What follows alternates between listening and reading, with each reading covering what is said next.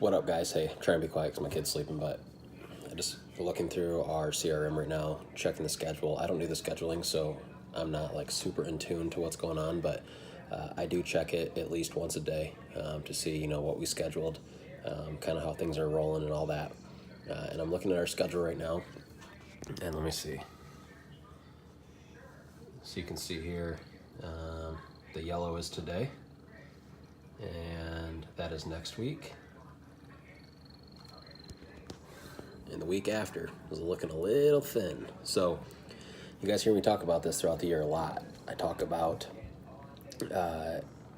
ebbs and flows of your season. Everybody has them. They are very, very hard to avoid. The bigger you get, the better it will be. But you need to kind of understand where your ebbs and flows of your season are. So July is a decent month for us. It's not as good as June, but it's okay. August and September are really hard, really, really hard months. And so you guys probably know what it feels like to look at your schedule, whether you do it on paper or on a CRM or whatever, and go, crap, it's Monday or it's Friday, and next week I don't have any work booked. So here's some advice. If you're in the mindset and you already know what months are going to be slow for you, you need to be in the mindset of, okay, I'm going to do whatever it takes to get work on the schedule. Okay. So a handful of guys I talked to recently, I was trying to teach them on this because their comeback to that was, well, I could lower my prices maybe, and that might help with me being a little bit busier, but then I won't be as profitable. Well, that's okay, especially if your business is doing under $1 million a year. Like, all you should be in right now is sales mode anyway, and so it's okay if you're not as profitable through these slow months. The important part is that you're keeping your staff busy if you have employees.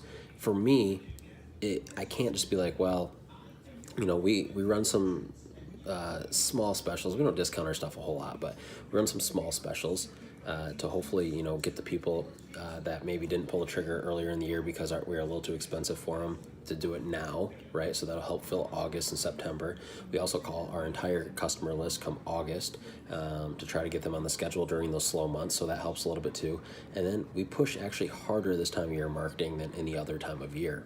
And so we are not nearly as profitable in August and September as we are in June and July.